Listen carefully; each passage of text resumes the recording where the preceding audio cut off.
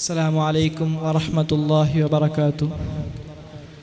الحمد لله رب العالمين، الصلاة والسلام على أشرف المرسلين وعلى آله وصحبه أجمعين، أما بعد، فأعوذ بالله من الشيطان الرجيم.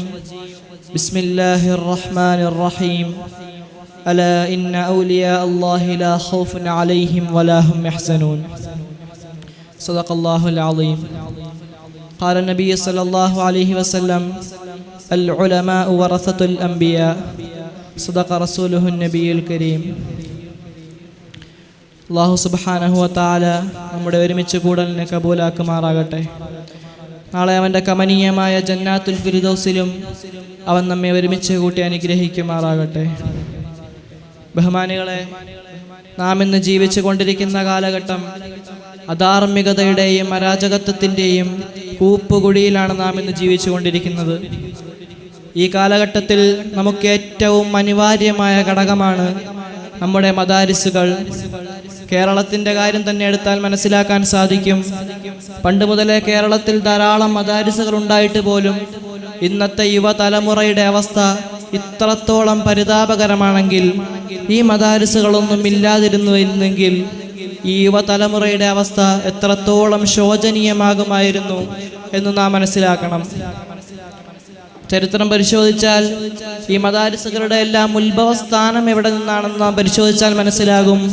ദാറുൽ ഉലൂം ദയൂബന്ദുൽ ഇസ്ലാമിയ എന്ന മഹത്തായ സ്ഥാപനം 1866 ഖാസിം നാനൂത്തവി റഹ്മത്തുള്ളാഹി അലൈഹി ദാറുൽ ഉലൂമിന് തുടക്കം കുറിക്കുമ്പോൾ അതിൻ്റെ ഏറ്റവും പ്രധാനപ്പെട്ട 3 ലക്ഷ്യങ്ങളിൽ ഏറ്റവും ഒന്നാമത്തേത് ഈ ലോകത്തുള്ള മുഴുവൻ മാനവരാശിക്കും തസ്കിയത്തും തർബിയത്തും നൽകിക്കൊണ്ട് ഏകനായ അള്ളാഹുവിലേക്ക് അവരെ അടുപ്പിക്കുക എന്നതായിരുന്നു അവരുടെ ഒന്നാമത്തെ ലക്ഷ്യമെങ്കിൽ, രണ്ടാമത്തെ ഏറ്റവും പ്രധാനപ്പെട്ട ലക്ഷ്യം ഇസ്ലാമിനുള്ളിലുള്ള സിറാത്തെ മുസ്തഖീമല്ലാത്ത ഫിർഖെ ബാത്തിലുകൾക്കെതിരെ ശബ്ദിക്കുക എന്നതായിരുന്നു ദയൂബന്ദിന്റെ രണ്ടാമത്തെ ലക്ഷ്യം.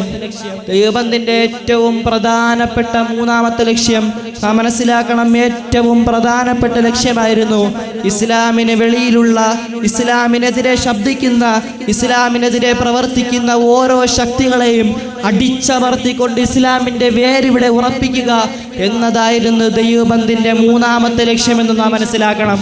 അതിൽപ്പെട്ടതായിരുന്നു ഈ ഇന്ത്യയിലേക്ക് കുടിയേറി വന്നുകൊണ്ട് ഇന്ത്യയുടെ ആധിപത്യം തട്ടിയെടുത്ത ബ്രിട്ടീഷുകാർക്കെതിരെയുള്ള പോരാട്ടം അതിൽപ്പെട്ടതായിരുന്നു.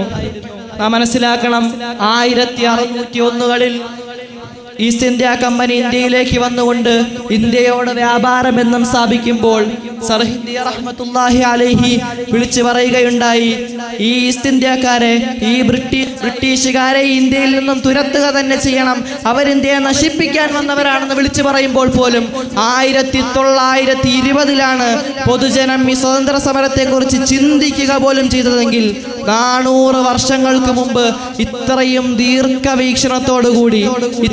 ദീർഘവീക്ഷണത്തോടുകൂടി ബ്രിട്ടീഷുകാരുടെ ലക്ഷ്യങ്ങളെ മനസ്സിലാക്കിയ സർ ഹിന്ദ് റഹ്മത്തുള്ളാഹി അലൈഹി ആരായിരുന്നു?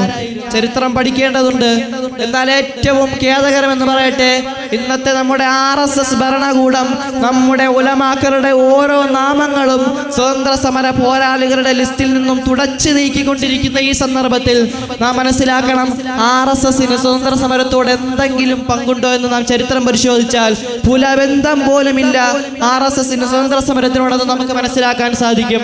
എത്രത്തോളം എന്ന് പറഞ്ഞാൽ 1925 ഹെഗ്ഡവാർ എന്ന വ്യക്തി RSS എന്ന പ്രസ്ഥാനം ആരംഭിക്കുമ്പോൾ അതിൻ്റെ ഏറ്റവും പ്രധാനപ്പെട്ട ലക്ഷ്യമായിരുന്നു, നാം മനസ്സിലാക്കണം, ഏറ്റവും പ്രധാനപ്പെട്ട ലക്ഷ്യമായിരുന്നു വൈദേശിക ശക്തികളെ സഹായിക്കുക എന്നത്.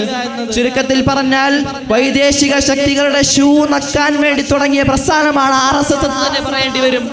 ഇങ്ങനെയുള്ളവന്മാരാണ് ഇന്ന് ഇന്ത്യവന്മാർക്ക് സ്ത്രീധനം കിട്ടിയ വകയാണെന്ന മട്ടിൽ ഈ ഇന്ത്യയിലെ മുസ്ലിമീങ്ങളെ തുടച്ചു മാറ്റിക്കൊണ്ട് ഇന്ത്യയെ രാമരാജ്യമാക്കാൻ ശ്രമിക്കുമ്പോൾ നാം ഓരോരുത്തരും ദയൂബന്ദി ഉലമാക്കൾക്ക് പിന്നിൽ അണിനിരന്നുകൊണ്ട് ശബ്ദത്തിലൂടെയും പ്രവർത്തനത്തിലൂടെയും അവരെ അടിച്ചമർത്തേണ്ടത് വളരെ അത്യാവശ്യമാണെന്ന് നാം ഓരോരുത്തരും തിരിച്ചറിയണം. നമ്മുടെ ദൈവബന്ധി പണ്ഡിതന്മാർ ചോര ചീന്തിക്കൊണ്ട് നമുക്ക് നേടിത്തന്ന ഈ സ്വാതന്ത്ര്യം ആരെങ്കിലും എന്തെങ്കിലും പറഞ്ഞതിന്റെ പേരിൽ അതിനെ കളഞ്ഞു കുളിച്ചുകൊണ്ട് കൈകെട്ടി നിൽക്കാനുള്ളതല്ല ഈ സ്വാതന്ത്ര്യം. അത് നമ്മൾ സംരക്ഷിക്കുക തന്നെ ചെയ്യണം, സംരക്ഷിക്കുക തന്നെ ചെയ്യണം. ഇത് നമ്മുടെ കടമയാണെന്ന് നാം ഓരോരുത്തരും മനസ്സിലാക്കേണ്ടിയിരിക്കുന്നു. ഇത്രത്തോളം ദിശനാശാലികളായിരുന്നു ഒരു കൂട്ടൻ പണ്ഡിതന്മാരെ പിന്നിൽ നിർത്തിക്കൊണ്ട് ദൈവബന്ധി പണ്ഡിതന്മാർക്ക് ഈ രാജ്യത്തിന് സ്വതന്ത്രം നേടിത്തരാൻ കഴിഞ്ഞുവെങ്കിൽ എത്രത്തോളം ദിശനാശാലികളായിരുന്നു അവരെന്ന് നാം മനസ്സിലാക്കണം. 1948 സയനിസ്റ്റ് ശക്തികൾ ഫലസ്തീനിന്റെ മണ്ണിലേക്ക് കാലുകുത്തിക്കൊണ്ട് കുടിയേറി വന്നുകൊണ്ട് ഫലസ്തീനിൽ ഒരു തുണ്ട് സ്ഥലം വേണമെന്ന് ആവശ്യപ്പെട്ടപ്പോൾ ഇങ്ങ് മൈലുകൾക്കിപ്പുറം ഇന്ത്യയിലിരുന്നു കൊണ്ട് അഷ്റഫ് അലി താനവി റഹ്മത്തുള്ളാഹി അലൈഹി ഫത്വ പറയുകയുണ്ടായി. ഫലസ്തീനിൽ അവർക്ക് ഒരു ചാൺ സ്ഥലം പോലും നൽകരുതെന്ന് ഫത്വ പറഞ്ഞപ്പോൾ ഫലസ്തീനിൽ അവർക്ക് ഒരു ചാൺ സ്ഥലം പോലും നൽകരുതെന്ന് ഫത്വ പറഞ്ഞപ്പോൾ അന്ന് ലോകത്തുണ്ടായിരുന്ന മുഴുവൻ മനുഷ്യത്വം മരവിച്ചിട്ടില്ലാത്ത ഹൃദയങ്ങളും അഷ്റഫ് അലി താനവി ഉറ്റുനോക്കിക്കൊണ്ട് നിങ്ങൾ എന്ത് ക്രൂരതയാണ് പറയുന്നതെന്ന് ചോദിച്ചുവെങ്കിൽ അതിൻ്റെ ഉത്തരം ഇന്ന് നാം കണ്ടുകൊണ്ടിരിക്കുന്നതാണ് എന്ന് നാം ഓരോരുത്തരും മനസ്സിലാക്കണം, തിരിച്ചറിയണം. ആരായിരുന്നു അഷ്റഫ് അലി താനവി റഹ്മത്തുള്ളാഹി അലൈഹി? ഇത്രയും ദീർഘവീക്ഷണമുള്ള കാലത്തിന് മുന്നേ സഞ്ചരിച്ച ഒരു പണ്ഡിതൻ. ചരിത്രത്തിന്റെ താളുകൾ എടുത്ത് പരിശോധിച്ചാൽ നമുക്ക് മനസ്സിലാക്കാൻ സാധിക്കും അഷ്റഫ് അലി താനവി റഹ്മത്തുള്ളാഹി അലൈഹിയെ ദൈവബന്ധി പണ്ഡിതന്മാരുടെ ലിസ്റ്റിൽ നമുക്ക് കാണാൻ സാധിക്കും.